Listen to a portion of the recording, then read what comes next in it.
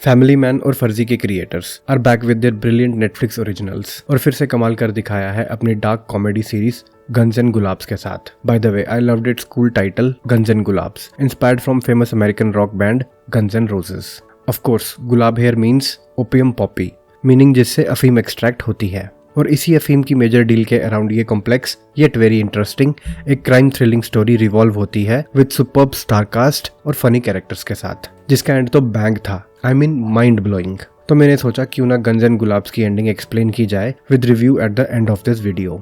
So with that I welcome you all to my channel flock for love of cinema. तो बिना कोई time waste किए video शुरू करते हैं, लेकिन उससे पहले एक सीरियस वार्निंग। इस वीडियो में गन्स एंड गुलाब्स सीजन 1 को लेके स्पॉयलर्स हैं। तो गन्स एंड गुलाब्स सीजन 1 के लास्ट एपिसोड में हमने देखा जुगनू अपने बाप गांची, जो हॉस्पिटल में वेंटिलेटर पर पड़ा है कोमा की स्टेट में, उसके पास पहुंचता है ड्रेस्ड एज अ गर्ल और अपने बाप गांची की थोड़ी सी बची हुई जान भी ले लेता है। लेकिन उसे मारने से पहले जुगनू उसे कन्फेस करता है कि वो उसकी यानी अपने बाप की छत्र छाया में सफोकेटेड फील करता है, क्योंकि गांची का नाम और काम ही इतना बड़ा है कि वो उसे कभी मैच नहीं कर पाएगा। और जुगनू रिग्रेट फील करता है कि वो कैलकाटा कार्टेल की बड़ी अफीम की डील को पूरा नहीं कर पाया और अपने बाप को प्राउड फील भी नहीं करवा पाया, क्योंकि जैसा बेटा गांची चाहता था वो जुगनू नहीं बन पाया। थ्रू आउट द शो हमें काफी हिंट्स मिलते हैं कि जुगनू में भी गे है, जैसे वो अपने फ्रेंड निर्मल से हमेशा मिलने जाता है जब भी वो लो फील करता था और हमेशा उसे अपने साथ रखने की इच्छा जाहिर करता था कि चलो आज बंगले पर बिरयानी बनी है, वो खाते हैं। निर्मल की शादी होने के बावजूद भी मुझे तो एक टाइम पर ऐसा लगा कि वो निर्मल को पसंद करता है और एक टाइम पर निर्मल की शादी फिक्स होने पर भी उसकी शादी पर उसको आपत्ति थी और इवन निर्मल की वाइफ के गहने और उसकी अपीयरेंस में इंटरेस्ट दिखाता है। मे बी वो इन सबसे अट्रैक्टिव फील होता है और कई बार उसे ये कहते भी सुना कि शादी करने की जरूरत ही क्या है। और गांची की कई बेटियां होने पर उनसे सिंपथाइज करता है कि क्यों लड़की नहीं इस ड्रग बिजनेस को चला सकती, लड़का ही क्यों चलाएगा। और फिर हम जुगनू को लड़की की अपीयरेंस में हॉस्पिटल में देखते हैं। गांची के वेंटिलेटर से ऑक्सीजन सप्लाई निकालकर उसे मार देता है और गांची को ये कहता है कि अब अपने हिसाब से वो गांची गैंग चलाएगा और गांची नाम की लेगेसी बनाए रखेगा, लेकिन जैसे जुगनू चाहता है, ऑब्वियसली एज अ वुमन। लेकिन गांची इस कॉमा की स्टेट में आया कैसे, वो जान लेते हैं। और अगर आपने इस चैनल को सब्सक्राइब नहीं किया है तो प्लीज अभी करें, as I would need your massive support to grow my channel and do hit the bell icon for latest notifications. Thanks. तो गुलाबगंज एक फिक्शनल टाउन है जिसकी लैंड अफीम की खेती के लिए परफेक्टली सूटेबल है और सरकार की परमिशन से लोकल फार्मर्स यहाँ अफीम की खेती करते हैं, of course under a certain limit. But ऐसा कभी हुआ है जिसकी मार्केट में इतनी डिमांड हो और लोग उसका फायदा ना उठाएं? और यही एंट्री होती है हमारे गांची की, played by late mister Satish Kaushik, may he rest in peace. Satish Kaushik का कैरेक्टर गांची एक ड्रग लॉर्ड है गुलाबगंज का, जिसके हाथ उसकी लाइफ की सबसे बड़ी ड्रग डील लगती है कैलकाटा के एक बड़े बट डेंजरस कार्टेल के साथ। और इसी ड्रग डील की चपेट में इस सीरीज का हर कैरेक्टर आ जाता है और उनकी लाइफ किसी न किसी तरीके से बदल जाती है। जैसे इस शो के पहले एपिसोड के ओपनिंग सीन में अफीम के खेतों में 3 स्कूल फ्रेंड्स अपनी अपनी गर्लफ्रेंड्स को डिस्कस कर रहे होते हैं, जिसमें से एक फ्रेंड गंगाराम बाबू टाइगर का वायलेंट मर्डर एक्सीडेंटली विटनेस करता है। बाबू टाइगर बेसिकली गांची का हेंचमैन है, यानी उसकी सारी ड्रग डीलिंग और माल की मैनेजमेंट वही सुपरवाइज करता है, जस्ट लाइक ब्रेकिंग बैड में माइक अर्मन ट्राउट, जो गुस्तावो फ्रिंग का हेंचमैन था। और बाबू टाइगर के मर्डर का पता चलते ही गांची शॉक में आ जाता है, क्योंकि उसे पता है जो डील उसने कैलकाटा के ड्रग कार्टेल से की है, उतना माल लगभग कोई 10 टन के आसपास बाबू टाइगर के अलावा और कोई नहीं अरेंज कर सकता। और गांची को यह भी पता था कि बाबू टाइगर का मर्डर नबीद ने करवाया है, जो उसका इस ड्रग बिजनेस में राइवल है। नबीद शेरपुर टाउन का ड्रग लॉर्ड है जो गुलाबगंज के एडजेसेंट वाली हिल पर लोकेटेड है। और नबीद ने बाबू टाइगर की सुपारी मुंबई के मशहूर और खतरनाक हिटमैन चारकट आत्माराम को दी है, जो अपने हर विक्टिम की बॉडी को रामपुरी चाकू से 4 कट लगाकर मारता है अपने ही यूनिक लॉजिक से। चारकट आत्माराम का रोल प्ले किया है गुलशन देवैया ने and is one of the most interesting character written for the show, जिसका सस्पेंस शो के एंड तक बना रहा एंड उसका swag is on next level. तो मूविंग ऑन, इस सेटबैक से गांची अंडर प्रेशर आ जाता है, लेकिन इस डील से पीछे नहीं हटता और कार्टेल के रिप्रेजेंटेटिव सुकांतो से डील बरकरार रखता है, ये जानते हुए भी कि ये ऑर्डर पिछले ऑर्डर से 7 से 8 गुना ज्यादा है, और उनसे एडवांस ले लेता है कि कहीं न कहीं और से इस माल को जुगाड़ कर लेगा। और सुकांतो उसे वार्न करता है कि अगर डील पूरी नहीं हुई महीने के एंड तक कैलकाटा वाले गांची गैंग के मेंबर्स को चुन चुन के मार डालेंगे। इन सभी के बीच में गांची की एक और प्रॉब्लम बढ़ जाती है जब एक narcotics control officer Arjun Verma Delhi से ट्रांसफर होकर गुलाबगंज आता है, अफीम की खेती पर कड़ी निगरानी रखने और इलीगल एक्टिविटीज ना हो उसका ध्यान रखने। ट्रांसफर तो क्या, अर्जुन बेसिकली डिमोट होकर आया होता है और स्टार्टिंग में तो एकदम कड़क और ऑनेस्ट ऑफिसर दिखता है, लेकिन उसका असली रंग तो कोई और ही है, जिसका सिग्निफिकेंस टाइम आने पर बताऊंगा। अर्जुन अपनी फैमिली के साथ गुलाबगंज आता है और आते ही अपनी ड्यूटी शुरू कर देता है, जिससे उसे इन्फॉर्मेशन मिलती है कि उस एरिया का एसपी मिश्रा भी इस स्मगलिंग बिजनेस में इन्वॉल्व है गांची गैंग के साथ। और अर्जुन अपने मेन मोटिव पर लग जाता है ये जानने को कि सरकार को हर साल सिर्फ 3 टन अफीम ही क्यों रिसीव होती है, जबकि उस एरिया की एक्चुअल यील्ड 12 टन के आसपास है। और अर्जुन अकेले ही इन स्मगलिंग ऑपरेशंस को टैकल करने लगता है। और अर्जुन के लिए मुसीबतें तो तब बढ़ती हैं जब उसकी एक्स गर्लफ्रेंड उससे मिलने गुलाबगंज आती है। और इसी की दूसरी तरफ टीपू, जिसको राजकुमार राव ने प्ले किया है, he is also known as Paana Tipu, क्योंकि शेरपुर के 2 लौंडों का ये पाने से मर्डर कर देता है। ये टीपू उसी बाबू टाइगर का बेटा है जिसे आत्माराम ने इन दोनों शेरपुर वालों की प्रेजेंस में मारा था। और ये दोनों टीपू की दुकान में आकर टीपू को उसी के बाप को चारकट ने कैसे मारा उसकी शेखियां मारते हैं। और टीपू इन्हें ही सबसे पहले अपने पाने से टपकाता है तो टीपू वैसे ऑनेस्ट और नॉन वायलेंट इंसान और अपने बाप के नक्शे कदमों पर चलना नहीं चाहता और टाउन में अपना मोटर गैराज चलाता है। लेकिन शेरपुर के लोंडों के मर्डर की वजह से इस ड्रग डील में ना चाहते हुए भी वो इनडायरेक्टली इन्वॉल्व हो जाता है। जब इन शेरपुर वालों के मर्डर का बदला लेने आत्माराम टीपू को मारने आता है और वो लोग टीपू की जगह उसके फ्रेंड सुनील को मार देते हैं उसी के सामने। और टीपू अपने फ्रेंड सुनील का बदला लेना चाहता है उस आत्माराम को मार के। मारा तो आत्माराम ने उसके बाप को भी है, बट उसके बाप का बदला उसके लिए इंपॉर्टेंट नहीं है, क्योंकि उसके हिसाब से उसके बाप को उसके गलत कामों की सजा मिल चुकी है। राजकुमार राव की performance as usual is amazing. और याद है ओपनिंग सीन में गंगाराम, जिसने टीपू के बाप का मर्डर विटनेस किया, वो और टीपू एक ही लड़की चंद्रलेखा को प्यार करते हैं जो स्कूल टीचर है। और हाँ, मैं बताना भूल गया, बाबू टाइगर मरते हुए अपनी आखिरी सांस लेते समय गंगाराम को एक मैसेज और सुवेनियर देता है अपने बेटे टीपू को देने के लिए। लेकिन जब गंगाराम को पता चलता है कि टीपू भी चंद्रलेखा को प्यार करता है, वो उसे मैसेज बताने और सुवेनियर देने से इनकार कर देता है, जिसका सिग्निफिकेंस भी हमें एंड में दिखता है। Brilliant writing and direction. ऐसा नहीं है कि गन्स एंड गुलाब्स का प्लॉट प्रेडिक्टेबल नहीं है, बट राजन डीके की डायरेक्शन और इनका अलग स्टाइल इस सीरीज को एंजॉयबल बनाता है, स्पेशली कौन सा एलिमेंट किस पॉइंट पर बताना है। और अब गांची गैंग और उस इलीगल ड्रग डील का क्या बना वो देखते हैं। गांची गैंग की तीसरी और सबसे इंपॉर्टेंट प्रॉब्लम है अफीम अरेंज करना मंथ एंड से पहले। पहली प्रॉब्लम तो थी बाबू टाइगर का मर्डर और दूसरी थी नारकोटिक्स ऑफिसर अर्जुन का गुलाबगंज में आना। लेकिन गांची के पास तीसरी प्रॉब्लम का प्लान है, लेकिन वो प्लान अपने बेटे जुगनू और असिस्टेंट महेंद्र को बताने से पहले ही उसके साथ एक फनी एक्सीडेंट हो जाता है, जिसमें वो अपने ही वेट से बालकनी से गिरकर कोमा पहुंच जाता है। ये बालकनी गांची ने किसी एक्सपर्ट की गलत एडवाइस लेकर बनवा दी, शीशम की लकड़ी यूज करके, ना कि सांगवान जो शीशम से ज्यादा मजबूत है। और गांची सीधा हॉस्पिटल पहुंच जाता है। और अब इस डील का सारा दारोमदार जुगनू के सर पर है, जो अपनी तरफ से हर कोई एफर्ट करता है डील पूरा करने को और अपने बाप को प्राउड फील, बट उसे कोई सीरियस ही नहीं लेता और सारे एफर्ट्स उसके वेस्ट जाते हैं। पहला एफर्ट तब वेस्ट जाता है जब नबीद और सुकांतो गांची गैंग की पीठ पीछे ड्रग डील करने का जुगनू को पता चलता है, क्योंकि सुकांतो को पता था कि अब गांची गैंग के बस में नहीं है ऑर्डर पूरा करना। इसलिए सुकांतो नबीद के साथ डील करता है और नबीद भी गांची के कोमा में होने का फायदा उठाता है गांची गैंग से डील छीनकर। लेकिन जब जुगनू उनकी डील की लोकेशन पर पहुंचता है और सुकांतो को एथिकली काम करने का भाषण देता है, तब सुकांतो उसे भी धमकाता है और उसी को कहता है डील पूरी करने को।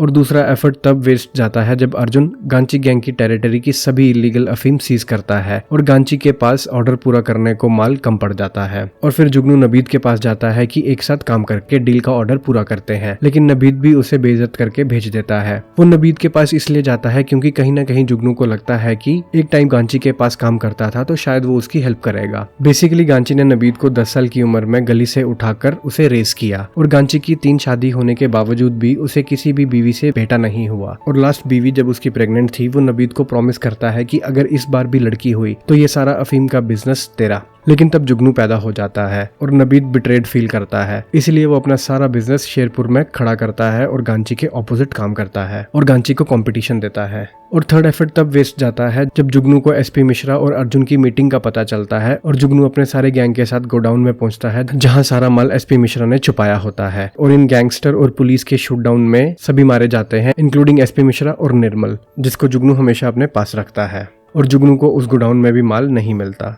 तो अब ये क्वेश्चन बनता है कि माल गया कहाँ और अर्जुन का इन सब में क्या रोल था। जैसे मैंने पहले ही बताया, अर्जुन के भी कुछ अपने सीक्रेट्स हैं। गुलाबगंज आने से पहले दिल्ली में वो एक लड़की यामिनी से एक्स्ट्रा मैरिटल अफेयर में इन्वॉल्व था और वो अचानक से ही गायब हो जाती है और अब गुलाबगंज में आके उसे अपने होटल रूम में बुलाती है, ये बताने को कि अर्जुन को एक धीरज नाम के बंदे से अर्जेंट मिलना है। और बाद में रिवील होता है कि यामिनी और धीरज अर्जुन के ही किसी पुराने साथी प्रताप के लिए काम कर रहे हैं। गुलाबगंज में ट्रांसफर होने से पहले अर्जुन ने दिल्ली में एक मास करप्शन का केस सॉल्व किया था, जिसमें IAS ऑफिसर प्रताप भी इन्वॉल्व था। ऑल्दो इस करप्शन केस के मेन एक्यूज बच के निकल जाते हैं, बट प्रताप फंस जाता है और लंबी जेल की सजा काट रहा होता है। और अब प्रताप अर्जुन से रिवेंज लेना चाहता है और इसीलिए यामिनी को अर्जुन के पास भेजता है और अर्जुन और यामिनी दोनों एक साथ रात होटल में बिताते हैं, जिसके फोटोग्राफ्स प्रताप अर्जुन की वाइफ को भेजकर उसे ब्लैकमेल करता है। और इन्हीं फोटोग्राफ्स के नेगेटिव्स पाने के लिए अर्जुन प्रताप से मिलने जेल में जाता है और उससे पैसों की डील करता है कि सारी उम्र की कमाई वो प्रताप को दे देगा इन नेगेटिव्स के बदले और अर्जुन की लाइफ ना बर्बाद होने दे। और इन्हीं पैसों के लिए अर्जुन डायरेक्ट सुकांतों से अफीम की डील करता है और सारा माल अर्जुन गुलाबगंज और शेरपुर से सीज करके सरकारी फैक्ट्री में स्टोर करके रखता है सुकांतों को देने के लिए। मंथ एंड नजदीक ही आ रहा था जब गांची को कोमा से होश आता है और ये बार टीपू अर्जुन को बताता है कि गांची गैंग सरकारी फैक्ट्री पर अटैक करेगा सीज्ड माल को वापस लेने के लिए। और अर्जुन को रियलाइज होता है कि इतना माल मूव करने के लिए उसके पास इतनी मैन पावर भी नहीं है और किसी बाहर वाले की हेल्प लेनी पड़ेगी, जिसमें वो एसपी मिश्रा के साथ 50-50 की डील करता है और उसी की पुलिस फोर्स की हेल्प से एक ट्रक में माल को सीक्रेट गोडाउन में शिफ्ट करवा देता है। और अर्जुन को ये भी पता था कि गांची गैंग इस सीक्रेट गोडाउन में भी आ सकता है और वो एक प्लान बनाता है टीपू के साथ और टीपू की हेल्प से ट्रक को उस गोडाउन से भी हटवा देता है। तभी जुगनू को शूट आउट के बाद गोडाउन में माल से भरा ट्रक नहीं मिलता। सब कुछ अर्जुन के प्लान के अकॉर्डिंग चल रहा होता है अंटिल उसे आत्माराम का कॉल आता है कि उसकी बेटी ज्योत्सना किडनैप हो चुकी है और वो माल से भरा ट्रक लेके आए और अपनी बेटी ले जाए। किडनैपिंग की कॉल आने से पहले ही अर्जुन सुकांतों को भेज चुका होता है ट्रक की लोकेशन पर, जिसको टीपू सीक्रेट गोडाउन से डिलीवरी लोकेशन पर छोड़ाता है। और सुकांतों और उसके आदमी पिकअप के लिए उस लोकेशन पर पहुंचते हैं, लेकिन उन्हें ट्रक नहीं मिलता और लगता है कि अर्जुन ने उन्हें बेवकूफ बनाया है। और गोडाउन वाले शूटआउट के कुछ ही देर बाद जुगनू अपने गैंग के साथ सुकांतों के पास पहुंचता है और ये कन्फ्रंट करता है कि डील जब हमारे साथ थी फिर क्यों नबीद को इन्वॉल्व किया उनकी पीठ के पीछे। और दोनों तरफ से गोलियां चलती हैं और दोनों गैंग के मेंबर्स इस शूटडाउन में मारे जाते हैं, इंक्लूडिंग सुकांतों। और जुगनू फिर से इस शूटआउट में बच जाता है। Now the question is, Atmaram ने ज्योत्सना को किडनैप क्यों किया?